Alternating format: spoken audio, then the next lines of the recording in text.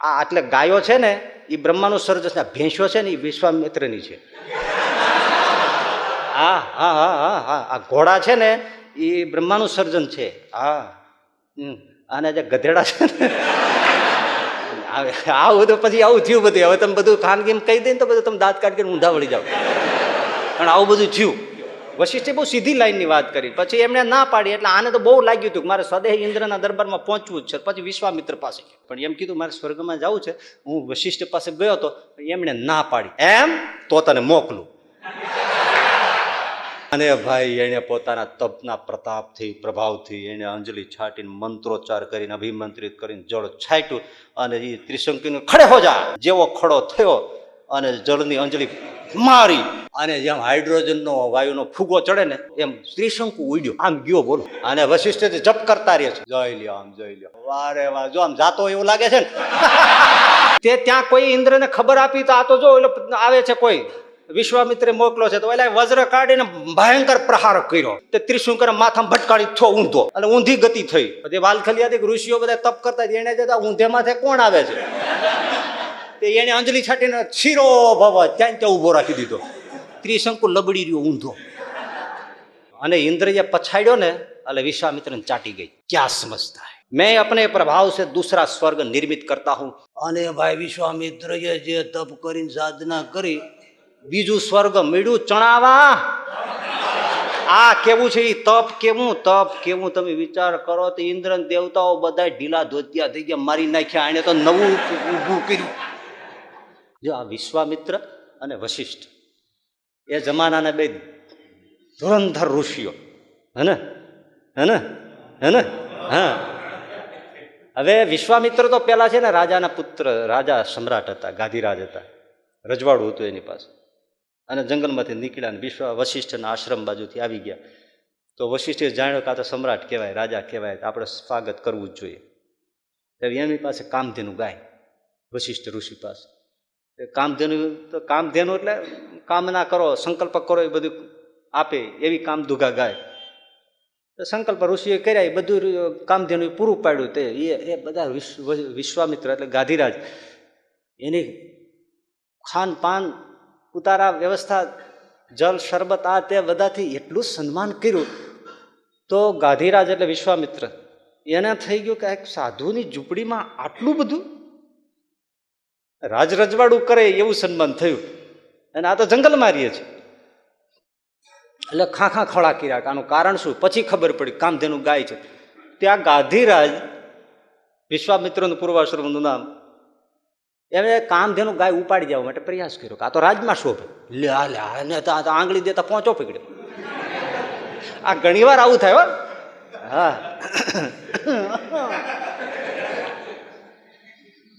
કે કામધેનુ ને બળજબરી લેવા માંડી. વશિષ્ઠ કે તમે રહેવા દો, ગાયો છે એ ઋષિઓ માટે હોમ હવન માટે છે, રાજવિલાસી માણસો માટે એનો ઉપયોગ નથી.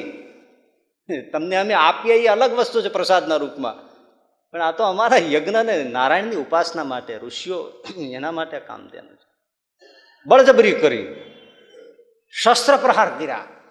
પણ વશિષ્ઠ જે ઊભા હતા બ્રહ્મદંડ લઈને ત્યાં એને ગમે તેવા, આ તો ટૂંકમાં કહું છું, શસ્ત્ર અસ્ત્રના કેટલાય પ્રહારો કર્યા. એ બ્રહ્મદંડ વશિષ્ઠને આંટો મારીને પાછા વૈયા જાય. આને ગાંધીરાજનો ચોટલી ખીતો થાય. મારા અસ્ત્ર શસ્ત્ર એક આ સાધુ અને એ એને પાછા પાડે. પણ એને બહુ નીચા જોણું થઈ ગયું, પણ તેજસ્વી બહુ અને આકરો સ્વભાવ. એટલે પગ પછાડીને જતા તો રહ્યા, પણ મનમાં એમ થઈ ગયું કે જો ઋષિ પાસે આ તાકાત હોય તો આપણે રાજપાટ મૂકો, ઋષિ જ થવું છે. ક્ષત્રિય હતા અને રાજ રજવાડું છોડીને જંગલમાં ભાગી ગયા. આ નિર્ણય જોવો એનો. એ કઈ બ્રાહ્મણ નહોતા, જન્મજાત ઋષિકુળમાં જન્માય નહોતા. પણ આ થયું ને એટલે થયું હવે તો મારે ઋષિ જ થવું છે. આવી તાકાત હોય ઋષિ હોવા છે, નથી રહેવું રજવાડામાં. મહારાજે વચનામૃતમાં કીધું છે ચટકી લાગે ને બધાને વૈરાગ લાગે. જેને ચટકી લાગે જ નહીં, ગમે એવો તમને ગગરાવે બૈરા તો હશે એને વૈરાગ્ય ન થાય. હે પેલા ભરતૃરી મહારાજને પિંગલાયનો થોડો દગો કર્યો, બે વફા થઈને ઓલું ફળ ફરતું ફરતું આવ્યું અને અમરફળ આપ્યું હતું, ફરતું ફરતું પાછું એની પાસે આવ્યું. ભરતુરીને થઈ ગયું કે હું જેને પ્રેમ કરું છું આટલી બે વફા છે, રાજ રજવાડું મૂકીને વહી ગયા ને સાધુ થઈ. ત્યાં ઘણા એ ફળ ફરતું ફરતું નહીં આવતું હોય,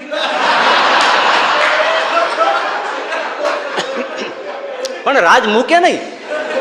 રાજ એટલે ઘર ઘર મૂકી દે કાંઈ, સમજાવે કે આપણે આવું ન હોય, તમારે સમજવું જોઈએ, આમ છે તેમ છે. હું તમારા માટે શું નથી કરતો, તમને શું ઓછું લાવું છું, તમે આવું કરો, આપણને ન શોભે, ઘર નહીં. રાજ મૂકે નહીં, ઘર મૂકે નહીં, કઈ ભગવાન ના પહેરે, કઈ વનમાં ના જતો રહે. એના માટે તેજ જોઈએ ભાઈ, તેજ જોઈએ, અગ્નિ જેવું તેજ જોઈએ. એ ભરતુરી ભાગીને વહી ગયા અને આ ગાધીરાજ જંગલમાં વહી ગયા અને વિશ્વામિત્ર ઋષિ છે ઘોર તપશ્ચર્યા કરીને તપશ્ચર્યાના પ્રભાવે મંત્ર દ્રષ્ટા થયા. ગાયત્રી મંત્ર રચ્યો નથી પણ આમ દેખાયો સટાસટ. ઓમ ભૂર્ભુવઃ સ્વઃ તત્સવિતુર્વરેણ્યં ભર્ગો દેવસ્ય ધીમહિ ધિયો યો ન પ્રચોદયાત્. આ મંત્ર દેખાયો અને એનું પ્રસ્થાપન પછી પ્રચલન વિશ્વામિત્રે કર્યું. ઘોર તપસ્વી, કારણ કે આમ તો ક્રોધી પકડ્યું મૂકે નહીં, ઇન્દ્રાસન હલબલાવી નાખે, ત્રિલોકને હલવાવે એવું તપ, ઘોર તપ કર્યું ભાઈ વિશ્વામિત્રે. તપ કર્યું છે કાંઈ, તપ કર્યું છે કાંઈ, તપ કર્યું છે. આપણે સંભાળીને તોય પરસેવો વળી જાય એવું તપ કર્યું. હા, અને એમાં પછી ઓલો ત્રિશંકુ નામનો રાજા હરિશ્ચંદ્રના વંશજોમાં જે આવે એને વિશ્વામિત્રને કીધું. આમ પેલા વશિષ્ઠ પાસે ગયા હતા કે મારે સ્વર્ગમાં જવું છે, તો વશિષ્ઠે કીધું સદેહ ના જવાય, આપણે મળમૂત્ર કરનારા ત્યાં ન પહોંચાય, ત્યાં બાથરૂમ જાજરૂ એવું કઈ હોય નહીં. તમે કે મને પેશાબ લાગી છે મારે જવું છે ને એ ત્યાં કઈ ના આપણે જવાય જ નહીં. ત્યાં તમે વિચાર મૂકી દો. વશિષ્ઠે બહુ સીધી લાઈનની વાત કરી, પછી એમને ના પાડી એટલે આને તો બહુ લાગ્યું હતું કે મારે સદેહ ઇન્દ્રના દરબારમાં પહોંચવું જ છે. પછી વિશ્વામિત્ર પાસે એને કીધું, પણ એણે બહુ યુક્તિ વાપરી. એણે સીધું ન કીધું મારે સ્વર્ગમાં જવું છે, પણ એમ કીધું મારે સ્વર્ગમાં જવું છે. હું વશિષ્ઠ પાસે ગયો હતો, એમણે ના પાડી, એટલે હું તમારી પાસે એમ તો તને મોકલું. આ યુક્તિ મારી એને. વશિષ્ઠે ના પાડી, હું તને મોકલું. આને તેટલું જ જોતું હતું, બેસી જા. આને ભાઈ એને પોતાના તપના પ્રતાપથી પ્રભાવથી એને અંજલિ છાટીને મંત્રોચ્ચાર કરીને અભિમંત્રિત કરીને જળ છાટ્યું અને એ ત્રિશંકીને ખડે હો જા. અને જેવો ખડો થયો અને જળની અંજલિ મારી અને જેમ હાઇડ્રોજનનો વાયુનો ફૂગો ચડે ને, આ સંક્રાંતિ ઉપર ચડાવે ને એમ ફૂગો, એમ ત્રિશંકુ ઉડ્યો, આમ ગયો. બોલો, અને વશિષ્ઠ જપ કરતા રહે છે, આમ જવા દે છે, આમ જોઈ લ્યો, આમ જોઈ લ્યો. વારે વાહ, વારે વાહ. જો આમ જાતો એવું લાગે છે ને.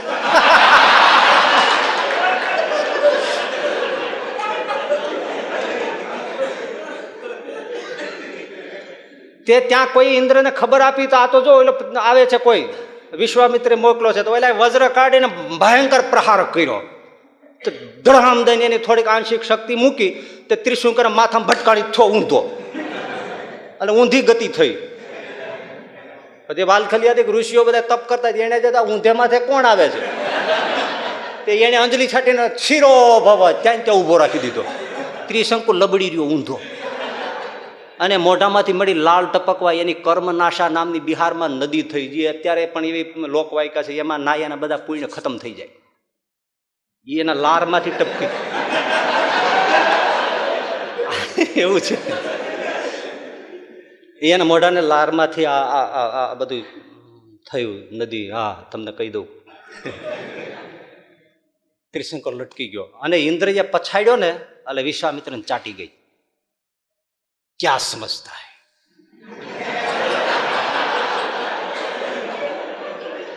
અને ભાઈ ખાટું મગજના તે इंद्र का स्वर्ग को छोड़ दो. त्रिशंकु ત્યાંથી બૂમ પાડે, मैं अपने प्रभाव से दूसरा स्वर्ग निर्मित करता हूं, प्रतीक्षा करो. અને ભાઈ વિશ્વામિત્રએ જે તપ કરીને સાધના કરી, બીજું સ્વર્ગ મળ્યું ચણાવા. આ કેવું છે તપ કેવું, તપ કેવું તમે વિચાર કરો તો ઇન્દ્ર દેવતાઓ બધા ઢીલા ધોતિયા થઈ ગયા, મારી નાખ્યા. એને તો નવું ઊભું કર્યું. આ બે શાસન હામાં થાય તે આ શું કરવું? પછી તો ભાઈ બૃહસ્પતિને મેળ્યા અને બીજાને કીધું ને સમાધાન કરો, કોમ્પ્રોમાઇઝ કરો, કંઈક કરો, સમજાવો. પછી બધા આવ્યા વિશ્વામિત્રને બૃહસ્પતિની આગેવાની નીચે બધા આવ્યા, સમજાવ્યા કે ઋષિ આવું ન હોય, બ્રહ્માંડમાં હલચલ મચી જાય, બીજું સ્વર્ગ ના કરાય, એ કોઈને નભાવાય, આમ બધું કેવી રીતે મેળ પડે, તમે જરા સમજો, આ તપ આમ નાખી દેવા જેવું નહીં. ઘણું ઘણું સમજાવ્યા, તમે આમ કરો ને તેમ કરો ને અમે આ તમારા દંડવત કર્યા ને કંઈ કર્યું. ત્યારે પાણી કેટલાય છાંટ્યા ને તઈ તો ઠંડા પીડ્યા અને પછી અટકાવ્યું. આ એટલે ગાયો છે ને એ બ્રહ્માનું સર્જન, ભેંસો છે ને એ વિશ્વામિત્રની છે. હા હા હા હા હા આ ઘોડા છે ને એ બ્રહ્માનું સર્જન છે. હા અને જે ગધેડા છે ને આવું બધું પછી આવું થયું બધું. હવે તમે બધું ખાનગીમ કહી દઈને તો બધું તમે દાંત કાઢીને ઊંધા વળી જાઓ, પણ આવું બધું થયું. હવે આવા તપસ્વી હોય એટલે હવે વાત મારે મૂળ કહેવા જ આવી છે જુદી, અને આપણે થોડું સમજાવવા માટે આ બધું લીધું કે એનું તપની તમને ખબર પડે. તો એ વિશ્વામિત્રને સતત થઈ જ જાય ને, એને થઈ ગયું કે તપ જેવું કશું છે બસ. એટલે વિશ્વામિત્રને તપોનિષ્ઠા, તપથી જ બધું થાય, બાકી બધી વાત છોડી દો. અને જ્યારે જ્યારે કંઈ વાત કરવાના આવે ત્યારે વશિષ્ઠ કે ભાઈ બીજા સાધનો છોડો, સત્સંગ જેવું કશું નહીં. આ બે વિચારધારાની ટસર. विश्वामित्र के क्या सत्संग से होता है, पास में बैठे रहो, ऋषियों के पास, साधुओं के पास, ब्राह्मणों के पास बैठे रहो, उनके पांव दबाओ, सेवा करो, इससे क्या होता है? जो कुछ भी होता है तपश्चर्या से होता है. देखो मैं क्या कर सकता हूँ, मेरे अनुभव से बोलता हूँ. पांव दबाओ, समिधा लाओ, सेवा करो, इससे क्या होता है? विशिष्ट के क्या होता है मैं नहीं बता सकता, बताने का टाइम नहीं है, સમય બતાવેગા. પણ સત્સંગ જેવું કશું નથી. હવે એ ઘણા ઋષિઓ સમજતા હતા એટલે બધા જ વશિષ્ઠને બ્રહ્મર્ષિ કહેતા. બ્રહ્મર્ષિ કોને કહેવાય? કે જેને બ્રહ્મમાં ઓળઘોળ થઈ ગયા હોય ભગવાનમાં, એ બ્રહ્મર્ષિ. બ્રહ્મનો રસ અનુભવે આનંદમાં બ્રહ્મરસના ભોગી. હવે એ બ્રહ્મર્ષિ. એટલે જ્યારે જ્યારે મુલાકાત થાય ને ત્યારે વશિષ્ઠજી વિશ્વામિત્રને બ્રહ્મર્ષિ ન કહે, રાજર્ષિ કહે. રાજસ ભાવ, સાધનોનું બળ, પ્રવૃત્તિ માર્ગનું, તપનું, આનું તેનું, અને બ્રહ્મમાં ઓળઘોળ નહીં, પણ પોતાના સાધના અને સાધનો અને તપ નહીં, એમાં ઓળઘોળ, રાજસ ભાવ ને થોડો. અને આ બધું આ સ્વર્ગ નવું કરવું ની શું પ્રવૃત્તિની રાજસ ભાવ વગર થાય? એટલે રાજર્ષિ કહે અને એની ચોટલી ખીતો થાય કે હું આવો બ્રહ્માંડમાં મારું નામ પડે તો હલચલ મચી જાય. વિશ્વામિત્ર આવે છે તો ઝાડવા ખસી જાય એને જગ્યા દઈ દે. ઝાડવા હો 200 વર્ષથી ઉભા હોય બધા સડસડ વ્યા જાય. વિશ્વામિત્રજી આ રહે હે, વિશ્વામિત્રજી આ રહે.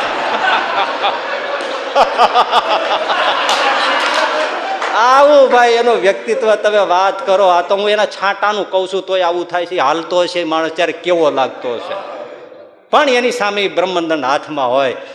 ઓમ નમો ભગવતે વાસુદેવાય. અને એ બ્રહ્માર્ચન કરતા કરતા વશિષ્ઠજી ચાલતા હોય એ કેવા લાગતા હશે, નિર્ભીક, શાંત. આપણી ઋષિઓની સંસ્કૃતિનું તો આપણે કઈ વાત જ કરતા નથી. જેફરસને આમ કર્યું, ચર્ચિલે આમ કર્યું, અને બધા આમ કર્યું, એવી બધી વાતો તો બહુ છાપવામાં આવે છે, બહુ કઢાવાય છે બધું. અને આપણા ઇતિહાસોને તો કઈ વાત જ નીકળી ગઈ. આજે કોણ ભીષ્મની પ્રતિજ્ઞા, બ્રહ્મચર્યની પ્રતિજ્ઞાની વાતો કરે છે? ક્યાં આવે છે? ક્યાંય અભ્યાસક્રમમાં ક્યાં આવે છે? આપણી સંસ્કૃતિનું કઈ આવતું નથી. રામ કરો એટલે એ તપોનિષ્ઠ, તપથી બધું થાય. વશિષ્ઠજી જ્યારે હોય ત્યારે કે ભાઈ સત્સંગ છે એના જેવું કશું નહીં. એટલે આ બેની ટસલ કોઈ ઋષિઓ વચમાં પડે નહીં, કારણ કે એને એમ થાય કાંઈ પીડ્યા તો આપણો નવાણીઓ કૂટાઈ જાય. આ બે ધરખમ વ્યક્તિત્વ. હવે વશિષ્ઠ તો કાંઈ ન બોલે, પણ વાણીથી જો એનો અપરાધ થઈ જાય તો આપણું તો કલ્યાણ બગડી જાય, એટલે આપણે તો આત્મા જલી જાય. એટલે એને કોઈ છંછેડે નહીં, કે જ નહીં, સદભાવથી નહીં કે. વિશ્વામિત્ર તો બોલાવાય જ નહીં, એ દિશે જોવાય નહીં. બહુ સામું જોવો તો ક્યું દેખતે હો, આવું. એટલે કોઈ વચ્ચે પડે નહીં. પણ જયારે બહુ આવું થયું ને, વિચારોની પેલું થયું, એટલે કોઈ એને કીધું કે બાપજી પ્રણામ કરું. વશિષ્ઠ વિશ્વામિત્રને કહ્યું પણ તમે છે ને તમારો ઝઘડાનો નિવેડે લાવો. આમાં શું તમને કોઈ વાંધો નથી, પણ અમે બધા વિચારધારામાં અટવાય છે. અમારે શું કરવું, ક્યાં જવું, એવું ગણાયને પેલું હોય. એટલે તમે નિવેડો લાવી દો તો કે મધ્યસ્થી કોઈ હોવે તો હોવો જાય. મધ્યસ્થી કોણ થાય? એટલે પછી કોઈએ કીધું તમે એમ કરો, નારાયણ પાસે જાઓ અને એ મધ્યસ્થ થાય. એ ઠીક હે. અને પછી વશિષ્ઠ વિશ્વામિત્ર બે શેષ નારાયણ પાસે ગયા કે આપણે ત્યાં જઈને નક્કી કરીએ, એ કે એ શ્રેષ્ઠ. બરાબર, કથા તો જાણીતી છે, પણ એમાંથી આપણે ક્યાંય ને ક્યાંય જવાની વાત છે આ. એટલે પછી બે જણા ત્યાં આવ્યા. શેષ નારાયણ દય પાઉં પસારી સુતેલા, લક્ષ્મીજી પેર દબાવે બેઠા. કોણ જાણે એને આખો દી થાક જ હોય.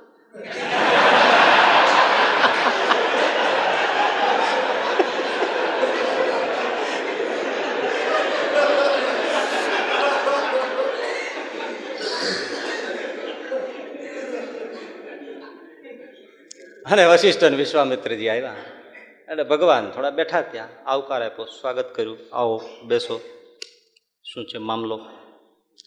એટલે કીધું કે અમારે બેયને આ બાબતની ચર્ચા છે, એટલે આપ નિર્ણય આપો, સત્સંગ શ્રેષ્ઠ કે તપ શ્રેષ્ઠ. એટલે શેષ નારાયણજી કે ઋષિ, આ અઘરો પ્રશ્ન છે, આઉટ ઓફ કોર્સ છે.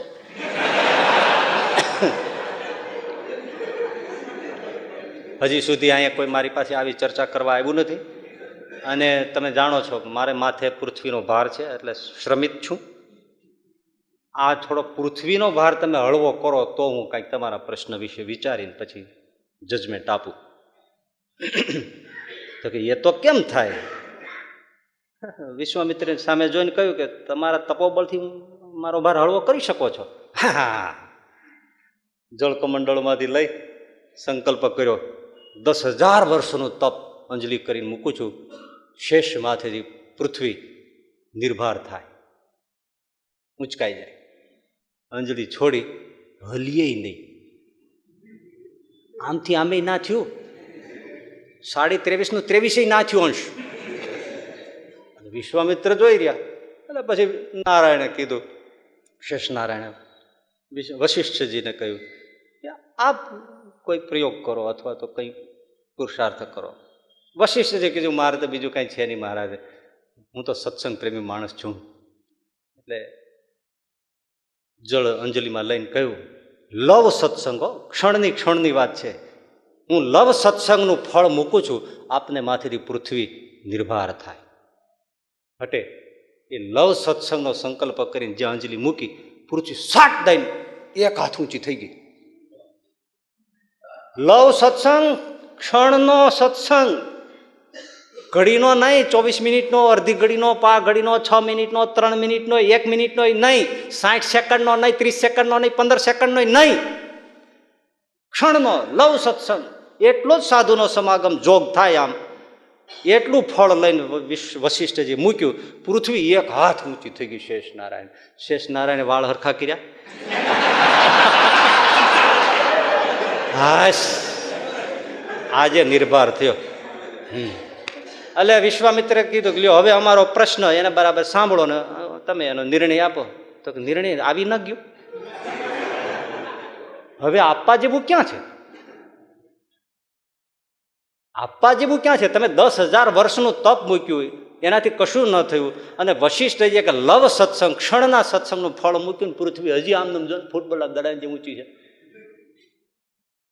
માટે લવ સત્સંગ શ્રેષ્ઠ છે, એ સાબિત થયું. ભાઈ 10,000 વર્ષનું તપ માર્યું ફરે. કહેવાનો મતલબ શું છે કે સત્સંગ છે ને પાપ તાપ સંતાપને આઘા ભગાડી દે. આ બધા ભાર હોય ને એ બધા કાઢી નાખે. સત્સંગથી થાય, તપથી તો વધે ઉલટાના. સાચી વાત છે આ. હે, ક્ષણમાં પાપ બળી જાય એટલા તપથી ના બળે. તાપ એટલે વિકારો દોષ ટળી જાય, એ તપ કરવાથી ન જાય. ગીતામાંય કહ્યું ને, નિરાહાર રહી રહીને મરી જાય પણ વિકારો ના ટળે. પણ એનું દર્શન થાય ભગવાનનું તો ટળી જાય. અને એ બધું સત્સંગથી થાય.